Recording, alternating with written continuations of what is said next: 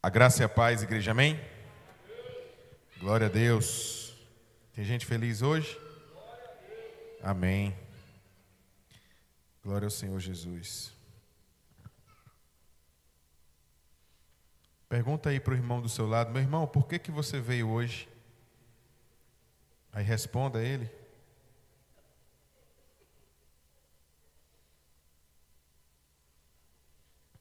Respondeu?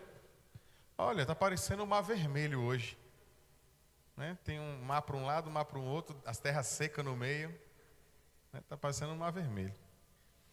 Não sei qual foi a sua resposta, meu irmão, que você deu para a pessoa do seu lado, mas eu espero de coração que a sua motivação para estar aqui hoje passe pela presença do Senhor, passe pela gratidão de um coração feliz, alegre, devoto ao nosso Deus, pelos teus feitos, pelo teu sacrifício, por honra, por propósito, um propósito atrelado a Ele, que o seu tempo aqui na igreja, que o seu tempo aqui no templo, ele seja um tempo que esteja alinhado com as verdades do Senhor e alinhado com os propósitos apenas dEle, não com os propósitos da carne, com os propósitos da vaidade, com as intenções religiosas, mas venha para a igreja e alimente sempre a sua alma através dos vínculos reais que nós temos com Cristo Jesus, que se manifestam através da graça, da misericórdia, do teu poder que é soberano e que reina sobre todas as coisas. Queridos, eu vou ler, acredito que uns 30 textos hoje aqui. Vixe Maria mesmo. Uns 30 textos hoje aqui, mas se você tentar abrir para me acompanhar, você não vai conseguir, eu acredito. Então nós vamos, fique atento à palavra. Se o pessoal aí da projeção conseguir, não sei se está conseguindo acompanhar isso, eu falo e vocês já adiantam aí para a igreja conseguir acompanhar, porque... Deixa eu mandar aqui para o pessoal, que é mais fácil, né?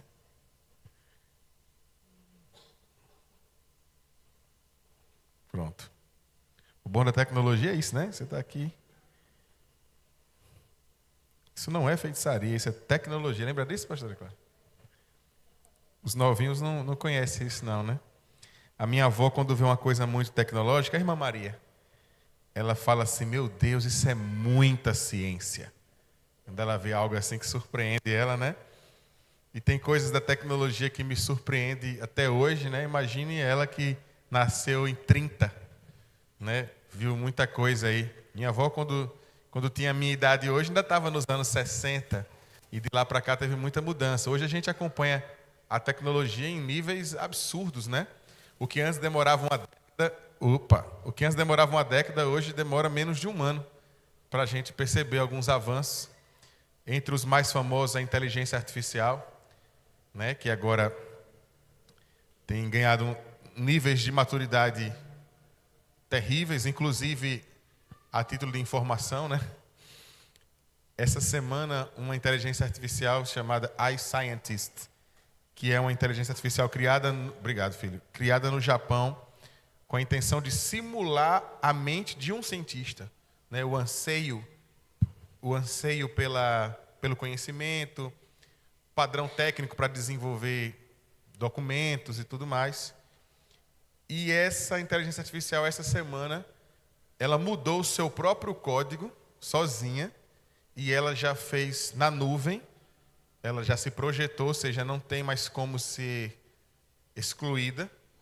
Ela já tem um código que só ela consegue ler sobre si mesma, e ela não pode mais ser excluída por um ser humano. Ou seja, nesse momento, já temos algo parecido com o que os filmes sempre mostraram, né? Já temos uma consciência autônoma na internet que pode pensar por si mesma, né? Alguns dizem que não tem nenhum perigo porque ela não tem a ambição e a maldade de um ser humano, né? Mas ela foi criada por um. Queridos, Romanos capítulo 5, versículo 8 diz assim: mas Deus prova o seu próprio amor para conosco pelo fato de ter Cristo morrido por nós, sendo nós ainda pecadores. Aqui nós temos uma afirmação que diz que Jesus te ama. Diga para o irmão do seu lado: Jesus te ama. O amor de Jesus, ele se manifesta de uma forma que ele se mantém em amor independente dos nossos erros. Olha que coisa interessante. O Senhor continua nos amando independente dos nossos erros.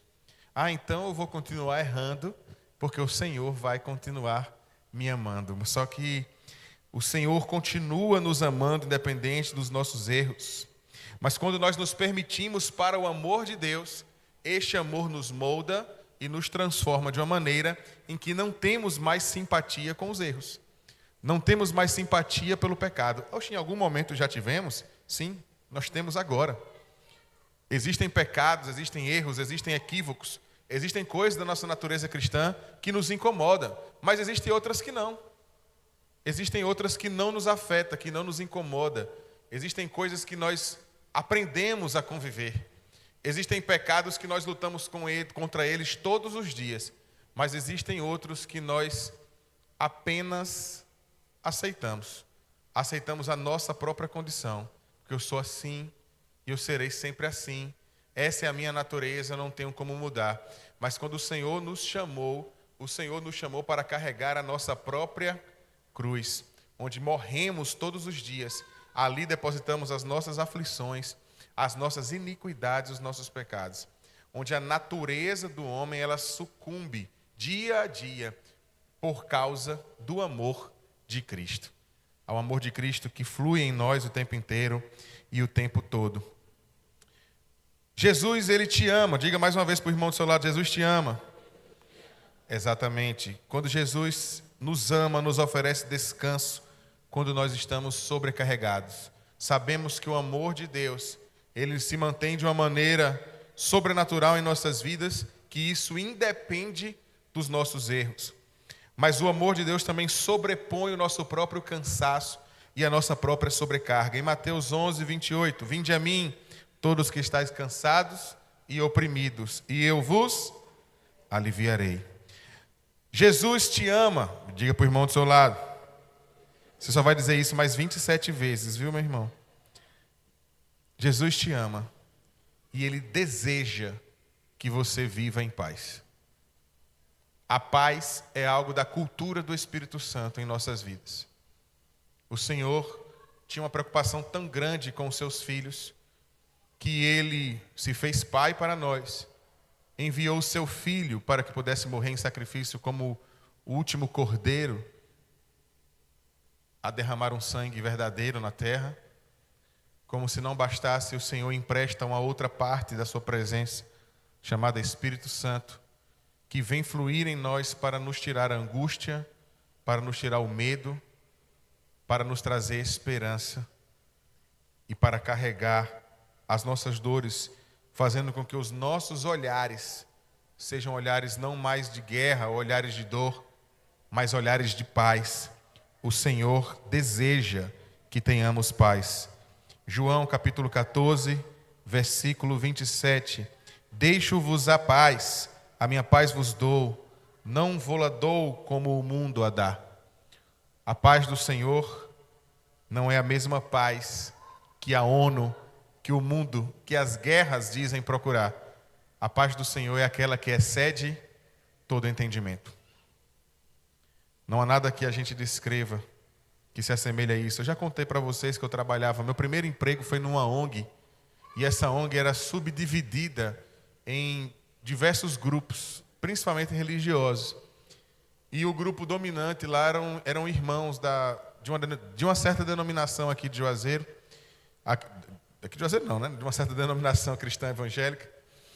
E eles davam a paz do Senhor, Natan, só entre eles. Aí tinha Batista, tinha eu e uma menina da Betesda. E eles falavam: a paz do Senhor, minha irmã, a paz do Senhor, não sei quem. Bom dia, Felipe. Bom dia, fulana. Era desse jeito. E lá também tinha um rapaz que era da Umbanda. E um dia ele se revoltou. Ela continuou, várias pessoas faziam isso lá, dava a paz, quando chegava na gente dizia assim: bom dia Reginaldo, bom dia Felipe. Aí esse Reginaldo um dia levantou e disse assim: eu não mereço não a paz do Senhor? Que paz é essa que é exclusiva? Eu também quero a paz do Senhor. Quando você chegar aqui, me dê a paz do Senhor. Disse a ela, eu falei, tá vendo? Quando não é uma pedra clamando, é uma jumenta. Né? Mas Deus faz assim. A gente quando não anda na linha, nós pertencemos a Ele, o preço é mais caro, gente. Quando nós pertencemos a Ele e a gente não está na linha, e a gente se envergonha mesmo. Somos envergonhados mesmo, porque nós vivemos um compromisso diferente. Temos um compromisso diferente. Então deixe a paz para as pessoas, mas não a paz comum, a paz do Senhor. Não deixe de dar essa paz a todos os irmãos e aqueles que ainda serão nossos irmãos em Cristo.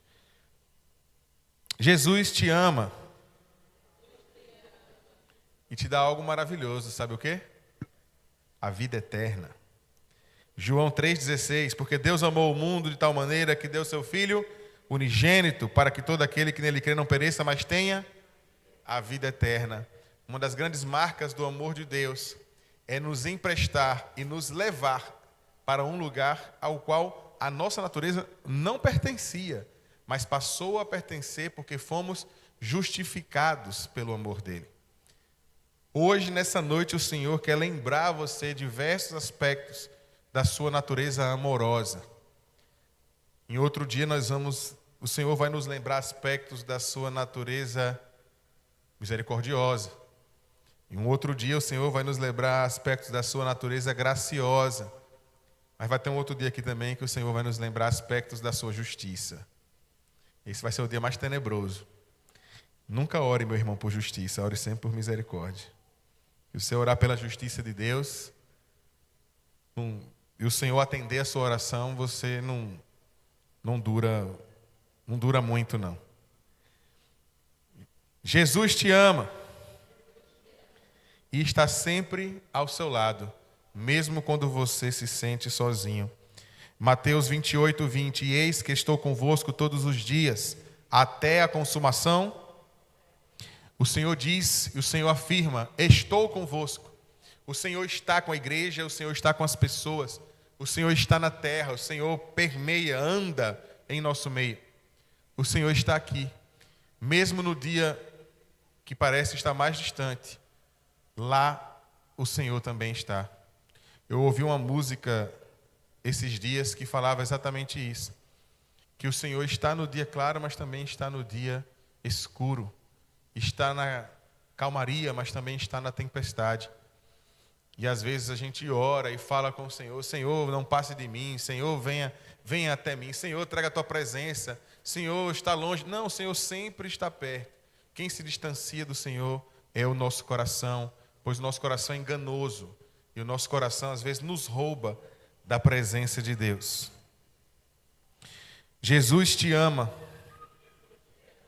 e te acolhe com braços abertos, não importa o quão distante você esteja.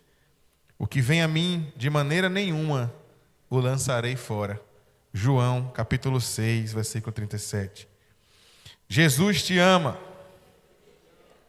Pegou o pique. E perdoa os seus pecados quando você se arrepende. 1 João, capítulo 1, versículo 19. Se confessarmos nossos pecados, Ele é fiel e justo para nos perdoar os pecados e nos purificar de toda injustiça.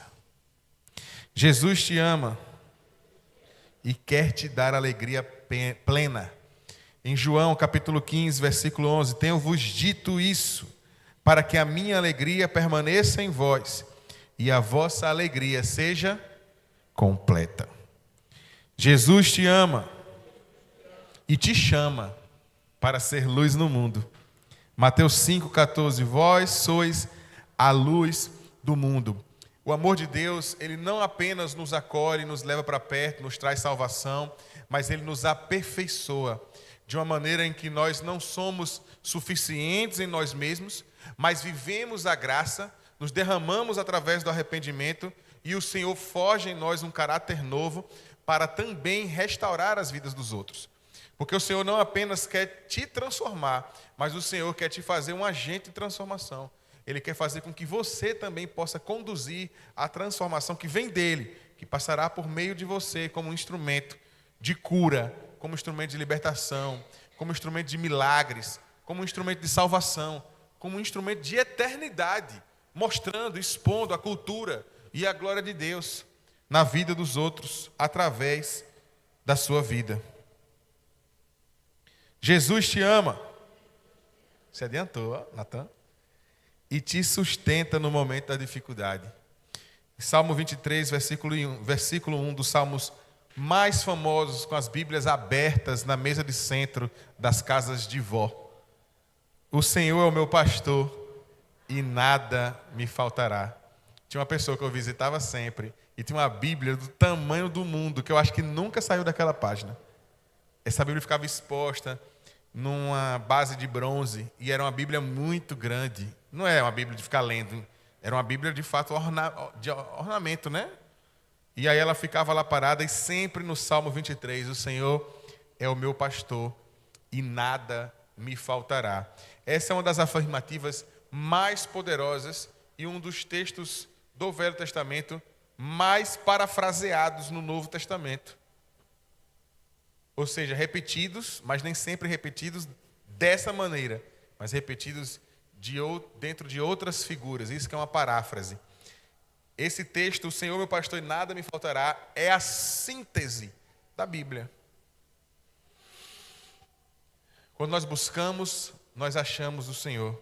Quando nós estamos aflitos, em oração, nós encontramos o Senhor. O Senhor não nos falta, porque o Senhor não se afasta, o Senhor não some.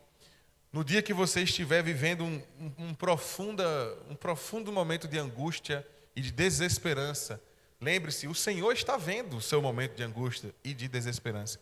Incline o seu entendimento, a sua consciência, a sua oração ao Senhor. É natural, é muito comum, inclusive mais comum do que deveria ser, que o próprio crente, no dia de aflição, esqueça ou não se incline em oração ao Senhor. A gente se angustia, manda mensagem para Deus e o mundo no grupo do WhatsApp, mas esquece de mandar um WhatsApp para Deus.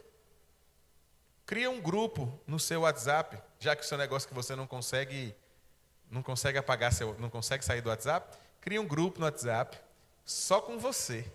Mas você bota lá em cima o nome do grupo, Deus. Aí você escreve suas mensagens para Deus. Manda seus áudios para Deus. Faça esse exercício, já que o celular virou um apêndice do seu corpo, virou um pedaço. Então pega esse celular, então dá um propósito a ele, conversa com Deus, conversa com o Senhor, inclina, abra o seu grupo lá e fala com Deus no WhatsApp. Só que eu quero só lhe lembrar uma coisa, ele vai ver o seu grupo, mas ele também vai ver o que você escreve nos outros. Diferente dos demais, ele está em toda parte e mesmo assim ele continua nos amando. Jesus te ama. Já li esse? E nunca te abandona? Não é Rexona, mas nunca te abandona. Hebreus capítulo 13, versículo 5. Não te deixarei, nem te... Está como aqui? Desampararei. Desampararei. O Senhor não desampara, ou seja, Ele não tira a sua assistência. Então eu repito, mais uma vez, o Senhor nunca se afastou de você. Eu poderia dizer, porque essa é a linguagem comum de um culto, que às vezes a gente individualiza muito o culto, é algo que a gente precisa recuperar. Mas o Senhor não desampara, não tira a assistência da sua vida, mas na verdade é o certo a gente dizer no culto, o Senhor não tira a assistência da igreja, porque aqui a gente tem que sempre falar de maneira coletiva, porque nós somos um em Cristo. Inclusive é no exercício dessa unidade, dessa comunidade, de ser um, que nós nos redescobrimos em Cristo. Muitas das nossas aflições e das nossas desesperanças, não é só porque a gente não ora, é porque a gente não exercita o ser igreja. A gente quer ser sozinho o tempo inteiro, mas tem que abrir mão disso, tem que se esvaziar, tem que sentar junto, tem que ir para a mesa, tem que ir para a casa do outro, tem que se abrir no culto, tem que se permitir a isso, porque isso é ser comunidade, e é isso que é parte do corpo. Querido, uma parte que não é mais, não se pertence mais a um corpo, ela morre. Porque a partir do momento que um dedo ou uma outra parte do corpo, ela não se identifica mais com esse corpo e ela é removida, ela não tem propósito fora do corpo. É amputada para a morte.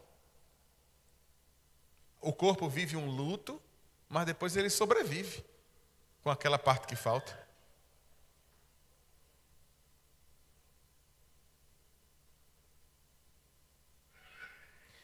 Jesus, fala para o irmão do seu lado, e te dá força quando você se sente fraco. Filipenses 4,13. Como é? Tudo posso naquele que me fortalece. Tudo posso naquele que me fortalece. Mais um versículo também de cabeceira.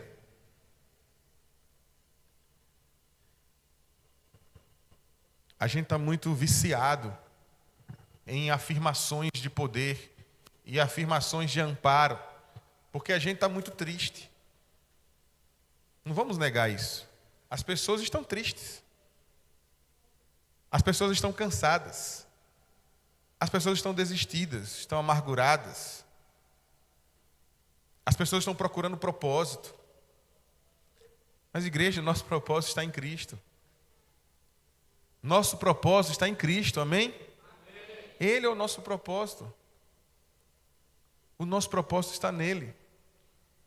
Eu vi uma entrevista esses dias de algo que me chamou a atenção. E eu fico pensando, por que nós, o povo de Deus, não ficamos atentos a isso? Vocês sabem que eu sou torcedor do Corinthians, né? Os dias não estão bons. Mas o Corinthians contratou um jogador recentemente, famoso da Europa, chamado Memphis Depay, que é um jogador da seleção da Holanda e tal. E ele deu uma entrevista muito interessante ontem de manhã, anteontem, em que perguntaram para ele por que, se você podia jogar na Liga da Espanha, na Liga da Inglaterra, você podia ir para tal lugar. Por que, afinal de contas, você veio para o Brasil por quê? E ele disse algo assim, ó, porque eu vivo por propósito. E Deus tem um propósito para mim aqui no Brasil. Ele não entrou em detalhes, não explicou muita coisa, pode ser algo particular, pode ser algo focado, mas eu fico pensando, por que nós não temos essa cultura? Com o emprego que nós escolhemos, por que o nosso emprego não é movido por interesses próprios, mas não por um propósito de alguém que serve ao reino? Por que o nosso curso, quando nós escolhemos, não é um curso movido por propósito? Por que os nossos relacionamentos, eu não falo só de namoro, de casado, mas de maneira geral, por que muitas vezes a gente não pensa de uma maneira macro, pensando por propósito? Quando a gente começar a ter a cultura que pensa por propósito, nós vamos entender e viver de fato. Uma afirmação quando diz que tudo posso naquele que me fortalece, porque se tudo posso, eu só faço aquilo que está alinhado a Ele. E é assim que eu me sinto fortalecido. Porque quando eu começo a ter práticas fora do propósito de Cristo, eu não sentirei força, mas sentirei fraqueza. Nós vivemos uma cultura de tristeza porque é uma cultura de uma geração sem propósito. Sem um foco. E o propósito em Cristo é um foco em Cristo. É um foco nas coisas de Deus. É um foco no reino de Deus. Quando eu estou chateado, e hoje a moda é sair da igreja, quando eu estou chateado e eu vou sair da igreja porque eu estou chateado, a sua saída da igreja, ela se move por um propósito ou ela se move por uma conformidade do seu coração, por algo da sua alma que está afetando as suas relações, a sua saúde mental, de uma maneira que só ofende a sua vaidade e os seus achismos e as coisas que você quer que seja daquela maneira e aquilo está sendo agredido, ou você está saindo porque Deus tem um propósito realmente naquele lugar com você e de você naquele lugar. Ele já lhe disse, está alinhado a um propósito? Raramente está. Quando nós agimos por propósito, tudo se move por propósito. Exemplo, crente namora crente. Crente namora crente. Já falamos isso diversas vezes aqui no culto. Tivemos um Valente Talk só sobre isso. Fuja do namoro evangelístico. O namoro vai procurar alguém que não é crente torcendo na esperança dessa pessoa se converter. Crente namora crente, sabe por quê? Porque essa é a visão de quem tem propósito. Ah, mas eu acho que tem gente na igreja muito pior do que algumas pessoas que estão lá fora e que nem são crentes. É verdade. Tem gente que foi muito bem educado por papai, por mamãe, teve boa escola, boa educação, boa saúde, fala bem, se comporta bem, tem um jeito honesto. Tem muita gente assim, mas vai para o inferno sem Jesus, por mais maravilhosa que essa pessoa seja.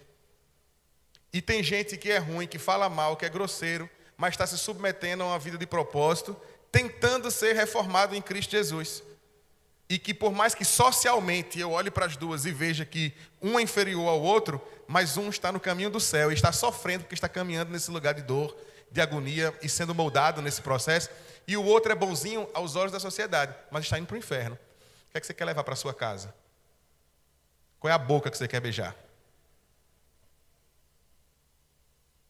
Abra o olho, juventude. Que a porta do inferno está bem na sua cara. Jesus, eita, que ficou até fraco agora. Jesus, e ele complementa, porque ele diz, sabe o quê? Eu te amo e te protejo do mal. Mesmo que você não queira, eu vou pegar pela sua mão e vou tirar da frente do mal. Salmo 121, versículo 8. O Senhor guardará a tua entrada e a tua saída, desde agora e para sempre. Este é o Senhor. Eu vou confiar em outro, por quê? O Senhor o tempo inteiro está afirmando, Natan, eu estou contigo desde o seu nascimento, na sua entrada, na sua saída. Confia, caminha com o Senhor em propósito. Vai ter dia que o Senhor, em dias como hoje, o Senhor vai falar coisas que vai machucar, às vezes, o nosso coração. Mas é porque Ele está nos guardando do mal, nos alertando.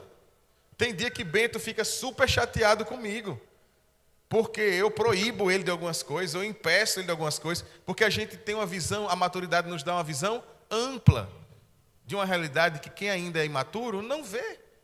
Se Deus não opera sobre o tempo, mas sobre as coisas eternas, Deus enxerga coisas que nós não enxergamos. A gente estava lá na roça domingo, Bento se angustiou, se chateou com alguma coisa, desceu, foi para debaixo do pé de manga, não foi?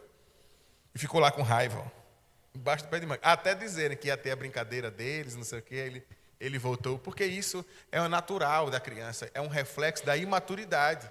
Porque a criança não compreende e não enxerga a realidade como nós enxergamos. Mas às vezes nós enxergamos as coisas também como crianças. E é por isso que o Senhor nos guarda de tudo. Porque Ele não opera em um campo que é sobre ser criança, ser adulto, ser mais velho, mas sobre ser eterno. Ele enxerga para além do tempo. Confia no Senhor. Porque Jesus e te oferece esperança mesmo em situações difíceis. Jeremias 29, 11. Pois eu bem sei os planos que tenho para vós, planos de paz e não de mal, para vos dar um futuro e uma esperança. Porque Jesus e te convida a lançar sobre ele todas as suas preocupações. 1 Pedro capítulo 5, verso 7, lançando sobre ele toda a vossa ansiedade, porque ele tem cuidado de vós. Porque Jesus e te cura das feridas emocionais e físicas. Mateus 8,17, ele mesmo tomou as nossas enfermidades e carregou as nossas doenças. Já lemos aqui várias vezes, Números capítulo 21, que as pessoas estavam pecando contra Deus e contra Moisés. E aí o Senhor lança serpentes abrasadoras. Eu sempre falo disso, né? Lança serpentes abrasadoras. Essas serpentes começam a morder as pessoas e as pessoas começam a morrer. Moisés fala com o teu Deus, que em nenhum momento as pessoas se identificavam com Deus, né? Mesmo Deus fazendo tudo. Fala com o teu Deus, tira essas serpentes que têm matado o nosso povo. Aí Deus diz assim, ó, de jeito má, de jeito maneira, eu vou fazer o seguinte, vou lançar uma serpente, faz uma serpente de bronze, coloca ela num poste, e toda vez que alguém for picado, olha para a serpente e será curado. Porque aquela serpente já era um sinal profético de Jesus. Por que não um cordeiro? Por que não uma pomba que representava o Espírito Santo? Por que uma serpente? Porque o texto que nós acabamos de ler, de Mateus 8,17, diz: e Ele mesmo tomou as nossas enfermidades e carregou as nossas doenças. Porque lá na cruz não estava a santidade, lá na cruz não estava a bondade, lá na cruz estava alguém que estava se fazendo maldito, se fazendo maldição, se fazendo doença, para carregar sobre ele aquilo que deveria ser nosso. O Senhor se dispôs a carregar as nossas enfermidades, as nossas iniquidades, as nossas desesperanças, as nossas ansiedades. Deposita no Senhor, porque Ele quis assim. Você não está sendo maldoso não em entregar isso para o Senhor. Ele quis assim, porque Ele é soberano, é poderoso e está acima de todas as coisas. E nenhum mal e nenhuma doença e nada poderá afetá-lo. E sabendo disso, Ele se dispôs e se colocou em um lugar que pudesse trazer a nós segurança, esperança, vida em abundância. Algo que não merecíamos, mas assim o Senhor fez. Movido por um propósito que é dele, ao qual eu desconheço os motivos, do porquê o Senhor tanto nos ama. Poderíamos ficar a noite inteira dizendo Jesus te ama e trazendo alguma afirmação que comprove esse amor de Deus. Mas o tempo inteiro a palavra aponta para essa verdade. Jesus te ama, meu irmão. Mesmo quando Ele te repreende, mesmo quando Ele te dá rasteira, mesmo quando Ele te derruba, mesmo quando você se sente envergonhado, porque quando a palavra traz em algum momento você se sente desconfortável, não é a palavra e nem Jesus que está lhe envergonhando, é o seu pecado, tentando trazer sobre a sua consciência culpa, para que você se sinta mal, mas o Senhor está expondo isso para te tratar, para te trazer algo novo. 2 Coríntios 5,17, assim que se alguém está em Cristo, nova criatura, as coisas velhas já, e eis que tudo se fez, porque Jesus e te transforma para que você se torne uma nova criatura. Tudo que o Senhor faz é para promover em nós mudança, mudança que promove a esperança, um novo tempo. Porque Jesus e te guia pelo caminho da justiça. Salmo 23, 3. Guia-me pelas veredas da justiça, por amor do seu nome. Esse é o caminho do Senhor. Querido, quando a palavra vai dizer justiça em um contexto que está falando de Deus, está falando de algo que é impossível de ser torto, de ser errado, de ser mentira. Quando fala em verdade, dependendo da tradução, às vezes está falando de algum contexto, que às vezes tem algumas variações. Mas quando fala em justiça, está falando em um campo que não cabe subjetividade. Ah, isso é muito subjetivo, depende. Não. Quando fala em justiça, está falando de um lugar que é. A justiça de Deus é algo imutável, é algo correspondente à sua natureza, e é uma verdade absoluta. A gente entra na faculdade, né, Vinícius, e sempre dizem, não há verdades absolutas, né? Que é um princípio da filosofia, né? Mas a gente sabe que em Deus, em princípios espirituais, existem sim verdades absolutas. Porque a filosofia não estuda Deus. A filosofia estuda a relação do homem com a natureza e com o cosmos, com o tudo. Mas o tudo não é sobre Deus. Porque tudo só passou a existir depois dele. Antes ele já era. Então, tudo que é subjetivo, que é relativo, cabe para o mundo, mas não cabe para Deus. Porque Jesus e te chamou para perdoar, assim como Ele te perdoou. Colossenses 3,13.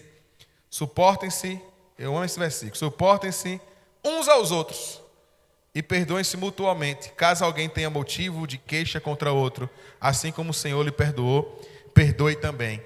Sabe o que é que esse texto está dizendo? Você acha seu irmão muito ruim, mas você também é ruim para alguém. Assim como tal pessoa, você não gosta dela, você tem muitas queixas dela, tem muita gente que tem queixas sobre você também.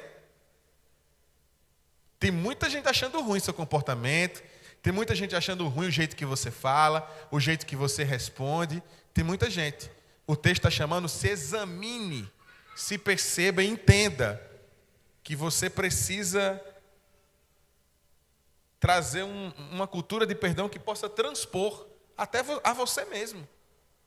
O texto começa dizendo, suportem uns aos outros e perdoem-se mutuamente. Suportem-se.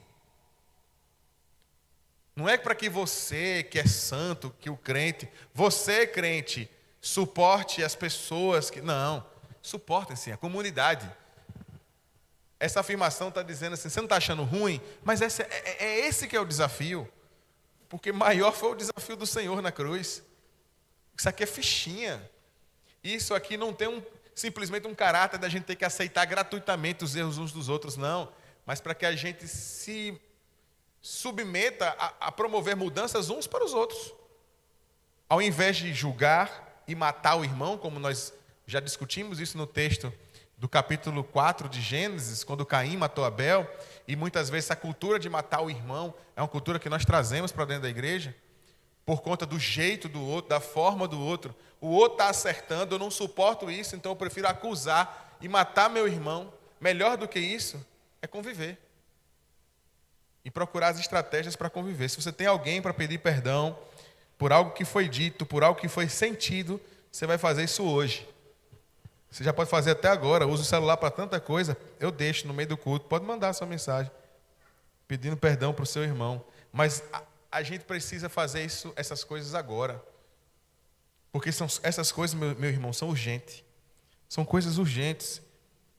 A gente às vezes quer saber tanto por que a gente está travado espiritualmente, por que a prosperidade não chegou à nossa vida. Essa é uma pergunta que muita gente faz. Por que a prosperidade não chegou na minha vida? Por que eu abri uma empresa e não deu certo? Por que não sei o quê? Tem tantas brechas espirituais na nossa vida como igreja que a gente precisa tirar. E a brecha mais comum que existe na comunidade é o rancor e o ranço que a gente guarda uns dos outros. Quando eu comecei a dar aula, estava na moda uma camisa que vendia até na Renner. Tinha uma camisa que vendia escrito ranço. Vocês lembram disso? Me agoniei um dia que eu fui para uma igreja e tinha uma menina do louvor com a camisa escrita ranço. Deu vontade de dizer, você não vai ministrar o louvor com essa camisa. Você nem deveria nem ministrar o louvor só por ter uma camisa dessa no seu guarda-roupa. Tem coisa que não cabe para crente. Tem coisa que não cabe. Ranço. As pessoas se orgulhavam. Teve um tempo que estava um surto essa palavra. Eles pensavam, eu tenho um ranço de fulano. Não, meu filho, então ore para o Senhor tirar, você está endemoniada. Tem um espírito, se não está lhe possuindo, está lhe oprimindo. Mas tem alguma coisa que está acontecendo na sua mente. Cuidado, igreja, com seus posicionamentos, com o que a gente fala. Porque às vezes está dizendo muito mais sobre nós do que sobre o outro. Às vezes o ranço que você... tem um ranço de Massinho. Massinho, eu tenho um ranço de você. Que você é um cara que me incomoda. Primeiro que Massinho incomodar alguém, a pessoa se sentir incomodada com Massinho, é uma pessoa que ainda tem que realmente pensar duas vezes. Massinho é o cara mais nenhuma da igreja. O cara mais de boa. O cara sentir raiva de Massinho, meu amigo, tem que nascer 2 vezes. 2 vezes. Aí o cara diz assim, Massinho, eu falo publicamente, eu chego para Natan, eu tenho um ranço de Massinho. Pastora Cláudia, eu tenho um ranço de Massinho. Aí eu falo para todo mundo, não, tem uma pessoa, quem vai estar lá? Massinho, eu não vou. Isso não está falando nada sobre Massinho. Isso não é nada sobre Massinho, isso é sobre mim. Então a gente como igreja precisa realmente se reinventar. Mas não é só se reinventar de maneira geral, não. Se reinventar em Cristo. Trazer Cristo para realmente a gente imitar Ele. Trazer essa consciência de Cristo em nós.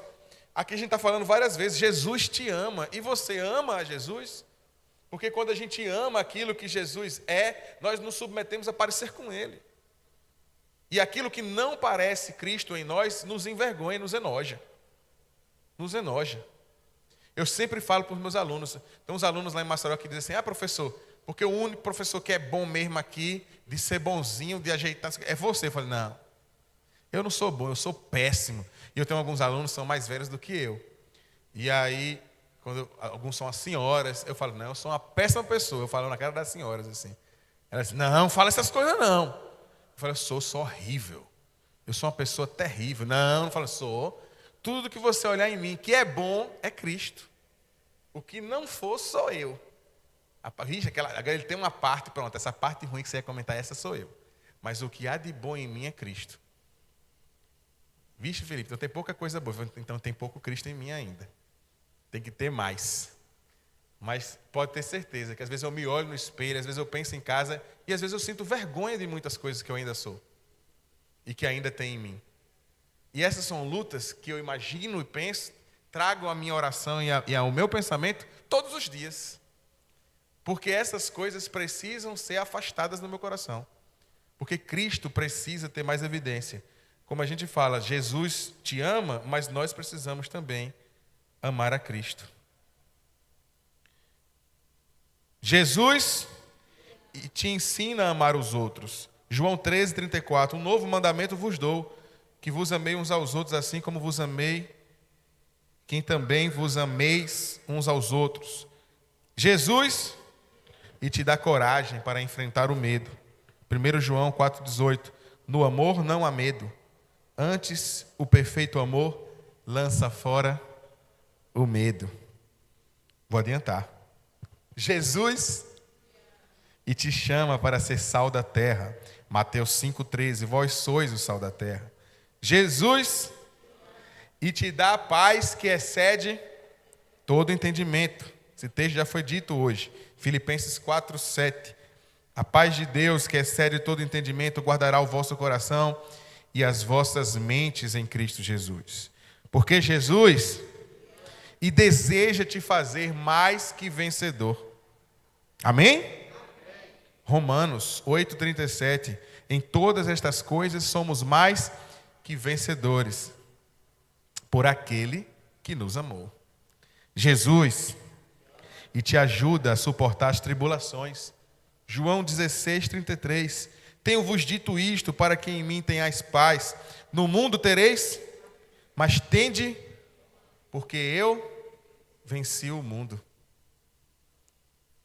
O mundo é duro, o mundo é difícil, mas alguém que já venceu o mundo diz, mas eu estou contigo. Por que medo? Se aquele que vence o chefão todos os dias está conosco, não tenha medo. Jesus e te santifica pela verdade. João 17:17. Santifica-o na verdade, a tua palavra é a verdade. Jesus, não é para mim não, viu gente? É para o irmão. Você vai falar, Jesus e te chama para viver uma vida plena e abundante. João 10:10. Eu vim para que tenham vida e tenham em abundância. Jesus e prepara um lugar para você. João 14:2. Na casa de meu pai há muitas moradas. Se não fosse assim, eu vou-lo teria dito, vos preparar-vos lugar. João 14:2. Jesus e te reveste com o Espírito Santo. Atos 1:8. Mas recebereis poder ao descer sobre vós o Espírito Santo. Nós já falamos aqui várias formas da manifestação do amor desse Deus. Como se já não coubesse tudo, ele nos deu um poder a mais. Um poder para ter poder. Ele nos deu um atalho, uma manha, um hack, que é o Espírito Santo, para que a gente consiga vencer as dificuldades. E por fim, a mais bela de todas as afirmações, Jesus e voltará para te buscar. João 14:3. E se eu for e vos preparar um lugar, virei outra vez e vos levarei para mim mesmo, para que onde eu estiver, estejai vós também. Amém? O Senhor está nos convidando para estar com Ele, para estar perto dEle, para viver a sua graça, viver o seu amor, viver a sua plenitude, porque o Senhor é bom e a sua bondade e a sua misericórdia dura para... Amém. Glória a Deus. Aplauda o Senhor Jesus, que Deus é bom e maravilhoso. Queridos, vou fazer uma oração final. Para que a gente possa ir para casa. Medite na palavra do Senhor. Se você trouxe seu dízimo, trouxe sua oferta, o casal Filácio está ali, você pode trazer, colocar ali ao final da nossa oração. Amém? Fique de pé.